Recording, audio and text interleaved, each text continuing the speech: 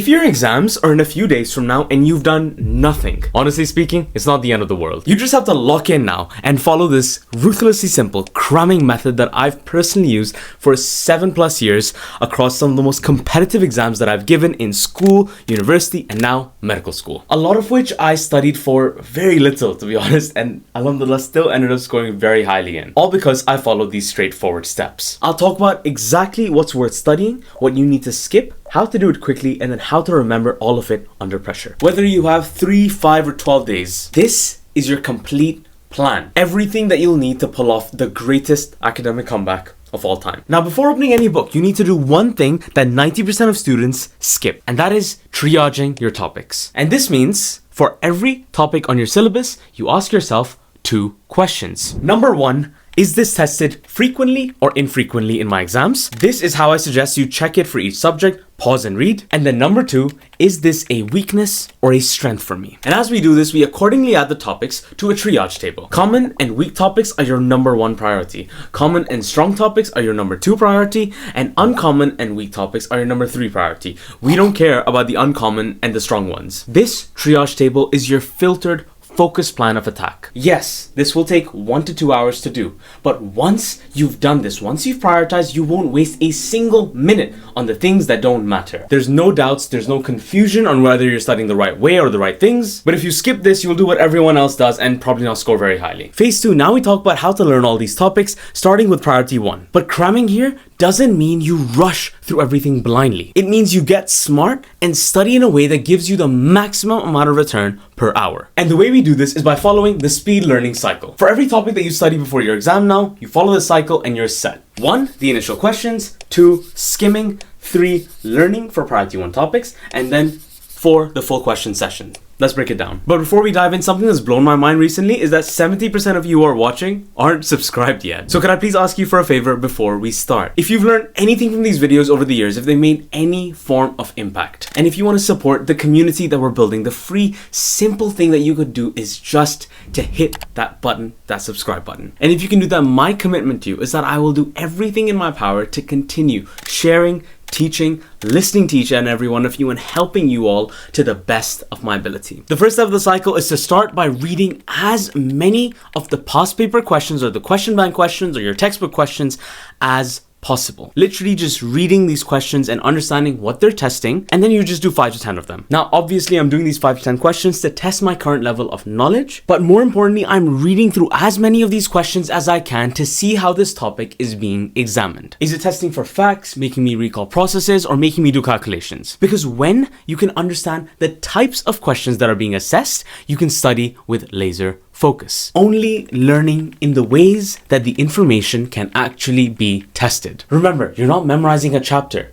You're studying for a very specific exam, written by specific examiners that are told to test specific things. It's a meta game, and you need to learn to play it. Now for step 2, trust me, if you do this step well, it will replace 80% of the reading that you needed to do and will save you hours of revising the wrong things. And what this step is a 10-minute skim. Skimming the topics for 10 minutes, going through all the pages that you need to, just to understand the basics. My suggestion is to use 2 very easy to understand resources for this. A high-yield textbook is really good, and then a YouTube video. Because our brains are like children. They need to be taught the ABCs first, then the words, then they connect the words and make the sentences. Not a perfect analogy, but you get me. So do the ABCs first, the basics. But this is the question I get a lot. What am I actually doing while I'm skimming? And here it is. Number 1, find out what the topic is about. Number 2, find out how many sections and what sections this topic is divided up into. And number 3, find out which parts of the chapter link with the questions that you just read. This 10-minute skimming turns a 20-page chapter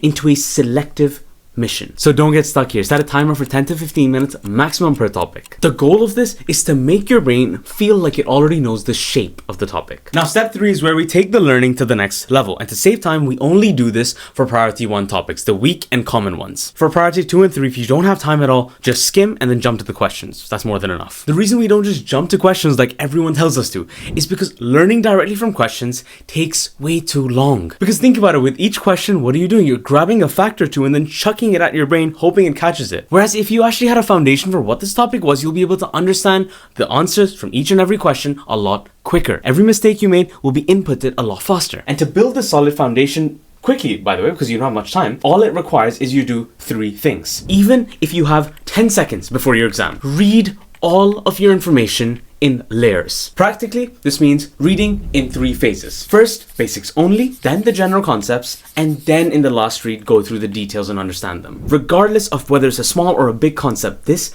lets your brain build the concept up like a scaffold, and then makes the harder stuff easy to understand because it has that base. Number 2, compare in your head while you read through different concepts and different topics. What's similar between them and what's different. It's far easier to remember atrial versus ventricular problems than it is to remember atrial stuff on its own. The same applies to different types of economic markets or different trig equations. When you can differentiate between them, you're automatically helping your brain learn them. And lastly, mind mapping. The process of creating even a rough mind map that combines multiple topics on a single page in a memorable way is the fastest, most effective way to learn. Full stop. The process of making that mind map. But by the way, if you have less time, I would only make these mind maps for the weak important topics. Not for the ones you already know, because for beginners, mind mapping, it takes time. And if you already know the topic vaguely, then just jump to questions, because recall is far more beneficial if you have some understanding already. I'll put the steps here in brief for you to read, but if you want the full method with examples and everything, I've made several videos I'll link here, and a completely free PDF guide on mind mapping, the whole method, frequently asked questions, annotated mind maps, everything you need to get good and learn the basics of mind mapping. Again, free below in the description. And I know for a lot of you, it might seem daunting to learn this skill of mind mapping, fine, because I get it, you have little time, you have too much to do, but even if you don't make a mind map, do not make notes while you learn the content. I know you're gonna default to making the notes, but it's stupid and there's no point to them. Instead, if it's a big topic and there's no high yield resources for it and you feel like you have to make the notes, just make a quick, simple flowchart either by hand or by using a tool like eDrawMind. It will simplify what you're learning because you'll be able to organize it visually in front of you and compare between the different concepts. Let me show you how I'd make a flowchart, for example, with the topic using the software. I'd open it up, blank template, and start adding subheadings to see what the topic is broken up into side by side. Then I'd categorize and I'd add different concepts within each heading. And as I'm doing this, I'll only think of adding the important details that I know I need to understand and remember in this session. What this will do is help me, number 1, visually organize the topic in front of me so I can see exactly what it's broken up into and which pieces of concepts are within it, which makes it already better at helping me understand than notes ever would. And number 2, creating this digital flowchart, this mind map, helps me compare between the different concepts within this topic. And this, as I've already explained, is helping you automatically learn the content. There's infinite canvases on here and plenty designs to choose from on this depending on your topic and your goal. And if you're particularly lazy, you can even use their one-click mind map generator to just AI generate the flowchart of the entire topic that you're studying. And it's a good tool to generate automatically as long as you're not just reading the flowchart, but instead using it to organize this topic in your head, categorizing the information. And remember, you're always finding the links between the different facts and concepts, the similarities, the differences. That is what really trains your brain to learn faster. Anyways, try out eDrawMind to create those flowcharts for the topic. If you can't actually do the full mind map, this is a good intermediary step. Link in the description to do so. Try it out for free. Again, link in the description, eDrawMind. Please just create the flowcharts with this tool or by hand, or even create the mind maps if you have time, but do not waste your precious time making notes. And now step 4 of the cycle, once you've got a decent understanding, is when we do a proper question session. This step should be the main focus for most of your topics. Because A, you need to test yourself to remember, and B, you need to expose yourself to as many questions as possible before the exam. But again, don't just spam through 500 questions or just check if you're wrong or right and then move on. Instead, you have one job.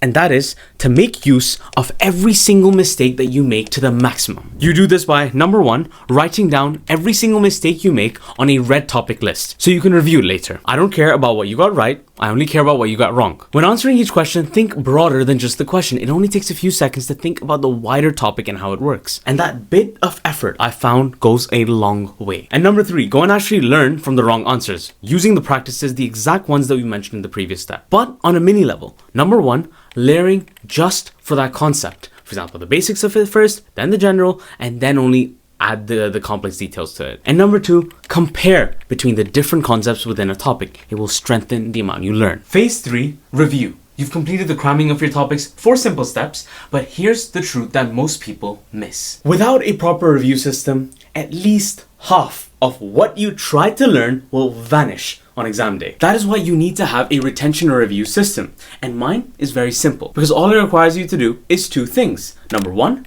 targeted spaced reviews, and number 2, mixed question sessions. Now for targeted spaced reviews, first you need to review the topic that you studied, right? Not just by reading your notes, but by recalling. Let's talk about how often you do these reviews for each topic and what you do in them. If I have less than 2 weeks, I follow the 48-hour rule. You can't let 48 hours pass before you review a weak topic again. 1 or 2 more reviews should be more than enough. So if you've learned a weak topic today, you need to recall it either tomorrow or the day after. That's literally it. If you have a lot of topics and very little time, only apply to the weak important topics, the priority 1 ones. Speaking from experience, and the science backs it too. Even 1 proper spaced recall makes a strong improvement in how much you remember when you're cramming for the exams. So follow it even if you just have a few days. And if you have more than 2 weeks before your exam, follow the day 1, day 4, and day 14 formula. That means do the topic on day 1, then day 4, and then day 10 to 14. Spacing more and more after every repetition is proven to be highly effective for remembering. I've made whole videos on how to build timetables for your revision when you're close to exams using spaced repetition. I'll link them here. And by the way, when you're doing these reviews, do 2 things. Definitely, number 1, review the red list topics that you made before. And number 2, do as many questions as possible, learning actively from each one, as we've said before. Keep continuously editing and adding to that red list as well. Once you've started learning these topics, what you need to start doing almost daily, especially if you're less than 2 weeks or a week before the exam, is mixed question reviews. This is the second thing that we're doing to try and repeat and remember as much as we can. At the start of the day or at the end of the day, whenever you want to, after you've done your learning, do 20, 50, 100, however many mixed questions from all of the weak topics that you've done. From experience, you will feel lazy when you have to do this at the end of the day when you're done and you kind of have to just push yourself. But the advantage is that if you regularly do these sessions, you'll hit multiple weak topics at the same time. So you won't have to schedule them and do topic 1 on one day, topic 3 on the other day. You can combine it, bash it out in one big session. And also, you teach your brain to switch gears between different questions. Exams aren't topic by topic questions, right? They're chaos. And this is how you train your brain to tackle that chaos. Here is the written summary on screen for the full cramming method. It is so important that you space out the revisions and the reviews that you're doing